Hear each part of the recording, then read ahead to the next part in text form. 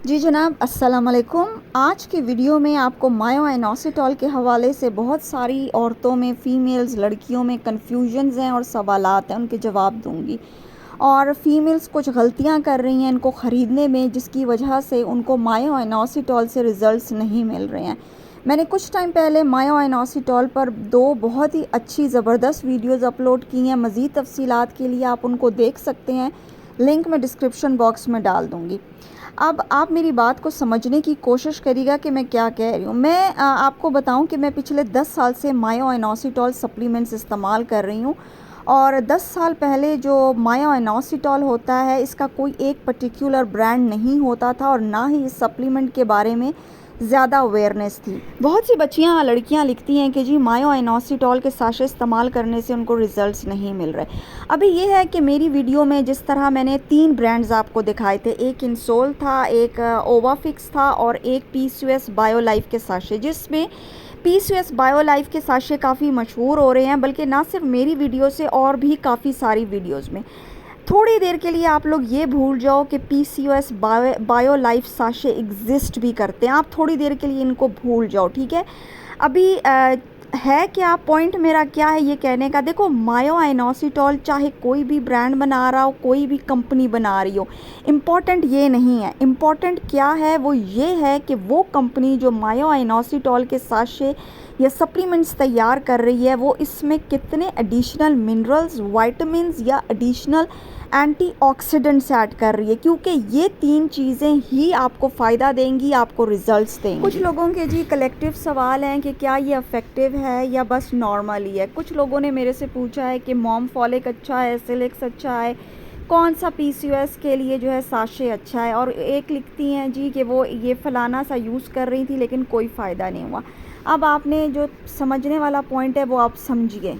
आप लोग पीसीओएस बायोलाइफ के साशे भूल जाओ। आप जब भी मार्केट से मायोइनोसिटॉल ख़रीदते हो, चाहे किसी भी ब्रांड का ख़रीदते हो, उसके जब आप इंग्रेडिएंट लिस्ट चेक करो और उसमें सिर्फ 2 इंग्रेडिएंट्स हों, जैसे कि मायोइनोसिटॉल या फिर उसमें जो है फॉलिक एसिड डला हुआ हो, या 3 हो, वो कभी भी काम नहीं करेगा बनिस्बत एक ऐसा मायोइनोसिटॉल कंपनी या ब्रांड जो ऐसा प्रोडक्ट तैयार कर रहा है जो इकट्ठे 5, 6, 10, 12 इंग्रेडिएंट्स, यानी आपको एक complete antioxidant, multi mineral, multi vitamin formula दे रहा है, वो बेस्ट काम करेगा। मैंने आपके लिए एक्चुअली में डिवॉट्सन में जाके ये वीडियो बनाई है। देखो, जब आप स्टोर में जाते हो बड़े, तो एक कॉर्नर होता है, वहाँ पर बहुत सारे इस तरह के डब्बे पड़े हुए होते हैं जो मायोइनोसिटॉल कंपनियाँ और ब्रांड्स बना रहे हैं।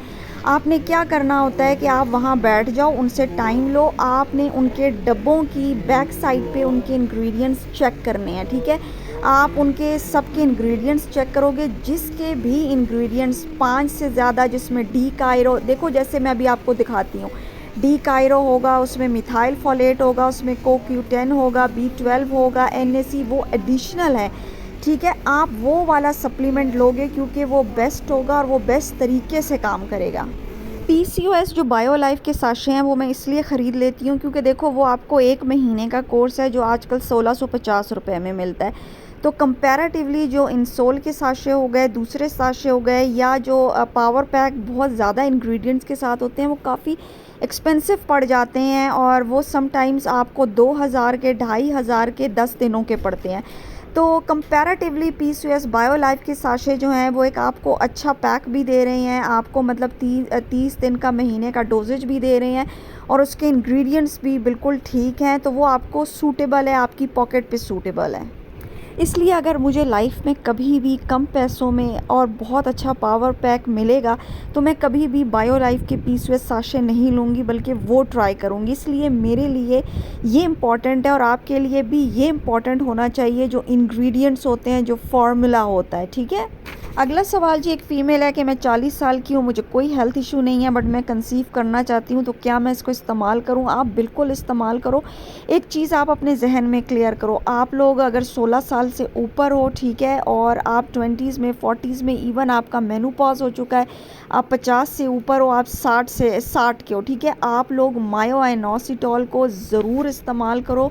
इवन आप लोग मेंटेनेंस के लिए, जैसे अब मुझे इस तरह के कोई हेल्थ इश्यूज़ नहीं है, मैं अपनी हर डिज़ीज़ को, हर चीज़ को रिवर्स कर चुकी हूँ, मैं मायोइनोसिटोल को जो है वो एज अ मेंटेनेंस सप्लीमेंट इस्तेमाल करती हूँ। ये आपके रिप्रोडक्टिव सिस्टम को, आपके हार्मोन्स को, ऑर्गन्स को इतना स्मूथ, इतना शानदार कर देता है। स्पेशली जिन बच्चियों की शादी होने वाली है वो लाजमी इसका इस्तेमाल करें। अगला सवाल है जी कि मैं ड्यूरिंग प्रेगनेंसी इसको इस्तेमाल कर सकती हूँ, मेरे मिस कैरेजेस भी हुए। देखो आप बिल्कुल कर सकते हो, बट प्लीज़ अपनी गायनी से, डॉक्टर से ज़रूर मशवरा करो।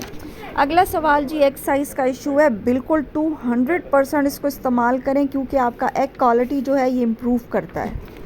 अगला सवाल है जी कि जो किडनी पेशेंट्स हैं, क्या वो इसको इनफर्टिलिटी में यूज़ कर सकते हैं, या जो फास्टिंग कर रहा हो क्या वो भी इस्तेमाल कर सकता है? फैटी लिवर है वो कर सकता है? बिल्कुल जी, ये फैटी लिवर के लिए इंतहाई शानदार सप्लीमेंट है और किडनीज़ पर इसका कोई इफ़ेक्ट नहीं है बुरा। अगला सवाल है जी एक बच्ची का कि मुझे नेक की बैक पर डार्क पैचेस हो गए हैं, तो मैं क्या करूँ? देखो बेटा, आपको इंसुलिन रेजिस्टेंस है, ठीक है, उसके लिए मैं एक वीडियो अपलोड कर चुकी हूँ, आप इसको ज़रूर देखो और अपने पे काम करो।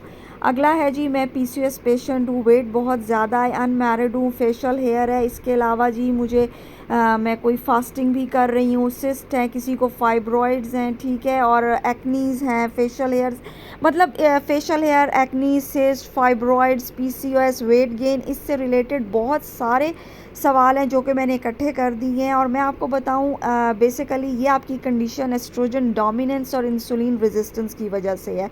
उसके लिए आप ये करो कि आप मेरे चैनल पे जाओ, प्लेलिस्ट में पीसीओएस की और एस्ट्रोजन डोमिनेंस की जो है वो वीडियोस अपलोड हुई हैं, वो ज़रूर देखो। जब भी आपको सिस्ट या फाइब्रॉइड्स का इशू होगा तो हमेशा आपको एस्ट्रोजन डोमिनेंस की वजह से होगा और लिवर टॉक्सिटी की वजह से। अगला सवाल है जी टैबलेट फॉर्म में मिल रहा है और पाउडर्स में नहीं मिल रहा। पहले तो कोशिश करो कि आपको पाउडर फॉर्म में मिले, क्योंकि टैबलेट्स और पाउडर्स का अगर कंपैरिजन किया जाए ना तो टैबलेट्स इतनी इफ़ेक्टिव नहीं होती हैं। एक तो उनमें डोजेज कम होता है, ठीक है, दूसरा वो आपके सिस्टम में बहुत टाइम लेती हैं, जबकि जो साशे पाउडर्स होते हैं वो इंस्टेंटली आपके सिस्टम के अंदर एंटर हो जाते हैं और इमीडिएट रिजल्ट्स देते हैं। अगला सवाल है जी इंसोल साशेस का जो है वो टेस्ट कैसा है? और एक और फीमेल लिखती हैं कि उन्होंने ट्राई किया है तो उनको काफ़ी सावर यानी थोड़ा खट्टा सा टेस्ट लगा है, जबकि आइनोसिटोल का टेस्ट मीठा होता है। अच्छा, ये बड़ा एक अजीब सा क्वेश्चन है, मैं आपको इसका जवाब देती हूँ कि जब मैं 8-9 साल पहले जो आइनोसिटोल इस्तेमाल करती थी, जो मार्केट में आता था, उसका जो टेस्ट था ना वो बिल्कुल ऐसा था जैसे आप पाइनएप्पल जूस पी रहे हो, ठीक है, मतलब इतना मीठा था। और बेसिकली आइनोसिटोल एक शुगर है, एक टाइप ऑफ शुगर होती है और उसका टेस्ट स्वीट होता है। 4-5 साल तक तो जो साशेज़ मैं लेती रही उनमें ऑप्टोमेट था और काफ़ी सारे ब्रांड्स के थे, तो वो मीठे होते थे जस्ट लाइक पाइनएप्पल। अच्छा, जैसे जैसे साल गुजरते गए, नए ब्रांड्स आते गए, तो इसका टेस्ट जो था वो थोड़ा खट्टा तुर्श होता गया। और अब जो आ रहे हैं जो पीसीओएस बायोलाइफ के हैं, उनका टेस्ट तो बिल्कुल ना होने के बराबर है, बट थोड़ा सा तुर्श है। इम्पॉर्टेंट इसका टेस्ट नहीं है, इम्पॉर्टेंट इसके रिज़ल्ट्स हैं कि हमें रिज़ल्ट्स मिलने चाहिए, हम पे ये सप्लीमेंट काम करना चाहिए। अगला सवाल है जी मैंने ये है तो ये हार्मोनल इम्बैलेंस से रिलेटेड मैंने इकट्ठा कर दिया है कि हमें हार्मोनल इम्बैलेंस है तो हम इसको कितना अरसा इस्तेमाल करें। अच्छा, ये बड़ा अच्छा सवाल है। आप में से जिस किसी को भी हार्मोनल इम्बैलेंस है, देखो हार्मोनल इम्बैलेंस एक टाइप का नहीं होता, ये दर्जनों इकसाम का होता है, इसकी मुख्तलिफ़ किस्में होती हैं, मुख्तलिफ़ सिम्टम्स होते हैं, और हम उन सिम्टम्स के लिहाज से सप्लीमेंट्स जो हैं वो बनाते हैं और फिर हम उनको टारगेट करके आपके लिए मैं डिज़ाइन करती हूँ और आप लोगों को देती हूँ। अब इसको कितना अरसा लेना होता है वो डिपेंड करता है आपकी कंडीशन पर, आपके सिम्टम्स पर। आपके सिम्टम्स जैसे जैसे बेहतर होने लगते हैं, हम उस तरह सप्लीमेंट्स को कम करते जाते हैं और फिर इनको पॉज देते हैं और दोबारा इस्तेमाल करते हैं। एक बच्ची लिखती है जी मुझे तो एक साशे पी के हल्का हल्का दर्द शुरू हो गया, फिर कम हो गया, अगले दिन फिर आहिस्ता आहिस्ता शदीद दर्द हो गया। तो बेटा, मायोइनोसिटोल साशे से इसका कोई ताल्लुक़ नहीं है, आपकी अंडरलाइंग हेल्थ कंडीशंस होंगी, आपकी पुअर गट हेल्थ होगी, डाइजेस्टिव हेल्थ होगी, आपकी लिवर टॉक्सिटी होगी। एक बच्ची लिखती है जी पीसीओएस पीने के कितने दिन बाद पीरियड्स आते हैं? ये ऑलमोस्ट हर बच्ची का सवाल है। तो देखो बेटा, इसका जो जवाब है ना वो आपके हार्मोन्स बैलेंस होने पर ही आपको मिलेगा। आपके हार्मोन्स जिस तरह बैलेंस होते जाएंगे वो ठीक हो जाएंगे। मैंने ये वीडियो अपलोड की हुई है, आप लोग इस वीडियो को भी देख सकते हो। अगला सवाल है जी कि मायोइनोसिटोल और ये जो दूसरे सप्लीमेंट्स हैं इनको एक दिन में अलग अलग टाइम पे लेना है? जी बिल्कुल, इनकी टाइमिंग्स डिफरेंट होती है। अगला सवाल है जी ये सारे सवालात मैंने इकट्ठे कर दिए हैं। ये सारे उन बच्चियों के सवालात हैं जिनको पीरियड्स के मसले हैं, आप लोग पढ़ सकते हो। देखो, आपको पीरियड्स का कोई भी मसला हो, ठीक है, किसी भी किस्म का इशू हो, वो आपकी मुख्तलिफ हेल्थ इश्यूज़ के साथ जुड़े हुए होते हैं। आपके हार्मोनल इम्बैलेंस एक तरह के नहीं होते हैं, दर्जनों किस्म के होते हैं। तो इसलिए आप लोग मायोइनोसिटॉल शुरू करो, और आपको इसमें थोड़ा पेशेंस लेना पड़ेगा। ये नहीं है कि वो एकदम काम करेंगे, फिर आप टारगेटेड सप्लीमेंट्स भी लेते हो। फिर सवाल है जी, PCOS में कौन से सप्लीमेंट्स लेने चाहिए, प्लीज़ बता दें। तो बेटा, ये अगेन यही जवाब है कि आपका हार्मोनल इम्बैलेंस किस किस्म का है, आपके बाहर और अंदर क्या क्या सिम्टम्स आपकी बॉडी पर हैं, उस तरह से जो है वो सप्लीमेंट्स को बढ़ाया जाता है, ऐड ऑन किया जाता है, ठीक है। अगला सवाल है जी कि PCOS के जो साशे हैं वो सिर्फ पीरियड्स के दिनों में इस्तेमाल करने हैं या पीरियड से पहले। देखो, एक चीज़ मैं आपको बताऊं, आपको पीरियड्स हो रहे हैं, आपको पीरियड्स नहीं हो रहे हैं, आपने लेने हैं। और पीरियड्स में तो आपको अपने सप्लीमेंट्स कभी भी नहीं छोड़ने। अगला सवाल है जी कि मायोइनोसिटॉल को रात के टाइम लें या सुबह के टाइम लें। अब इसकी टाइमिंग्स बहुत ज़्यादा इंपॉर्टेंट है, ये आप समझो। वैसे इसको मोस्टली आप मायोइनोसिटॉल को एम्प्टी स्टमक लेते हो, ठीक है, लेकिन अगर आप इंटरमिटेंट फास्टिंग कर रहे हो तो फिर एम्प्टी स्टमक मायोइनोसिटॉल को मत लो, क्योंकि आपका फास्ट ब्रेक कर देगा। दूसरा, इसका बेस्ट टाइम ये है कि अगर आप जब लंच करते हो दोपहर को, ठीक है, तो अपना लंच करने के ऑलमोस्ट आप लोग 1 घंटे के बाद इसको लोगे, और आपका जो PCOS प्रोटोकॉल के सप्लीमेंट्स है वो भी आप इसके साथ ऐड करोगे, ठीक है। और फिर आप लोग रात तक यानी 3 घंटे तक आप लोग कुछ नहीं लोगे, कोई स्नैकिंग नहीं करोगे, और अपने पेट को खाली रखोगे ताकि ये अच्छी तरह से एब्जॉर्ब होए। अच्छा जी, मायोइनोसिटॉल के हवाले से एक और बड़ा दिलचस्प सवाल मेरे से पूछा जाता है कि ये जो आपने तीनों डब्बे दिखाए हैं, तो तीनों डब्बे ही इनका साशे लेने हैं। तो मेरी भोली बच्चियों, आपको ये तीनों डब्बे मैंने रेफरेंस के लिए दिखाए हैं। मैं आपको ये दिखा रही हूँ कि बेटा, मैं ये मुख्तलिफ 3 डब्बे इस्तेमाल कर रही हूँ या कर चुकी हूँ, ठीक है। कभी मुझे एक मिलता है, कभी मुझे एक नहीं मिलता है। तो आपने एक ही डब्बा करना है, एक ही ब्रांड करना है, ठीक है। मैंने सबसे पहले ओवा फिक्स लिया था, लेकिन मुझे वो पसंद नहीं आया। फिर मैंने इनसोल मार्केट से उठाया, क्योंकि मुझे ऑनलाइन नहीं मिल रहा था। फिर मैंने इनसोल इस्तेमाल किया। इनसोल के बाद जब PCOS बायोलाइफ के साशे इन स्टॉक हुए तो मैंने ऑर्डर कर दिए कि वो आउट ऑफ स्टॉक ना हो जाएं, तो फिर वो मैंने दोबारा मंगा लिए।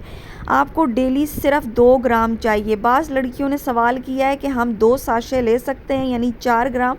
तो देखो, बाज़ केसेस बहुत रेयर होते हैं। आप अपने डॉक्टर से मशवरा किए बगैर, गायनी से मशवरा किए बगैर मत लेना, क्योंकि इस तरह उसके साइड इफ़ेक्ट्स भी हो सकते हैं, ठीक है। तो होप कि मैंने आपको कुछ चीज़ें क्लियर कर दी होंगी, और ये वीडियो आप लोगों को पसंद आई होगी। सवालात तो बेशुमार हैं, लेकिन मैं फिर कभी किसी और वीडियो में भी आपको इन सवालों के और मुख्तलिफ सवालों के जवाब देती रहूँगी। उम्मीद है आज की वीडियो आपको पसंद आई होगी। इंशाल्लाह फिर मिलेंगे, तब तक शुक्रिया, खुदा हाफिज़, अल्लाह निगहबान।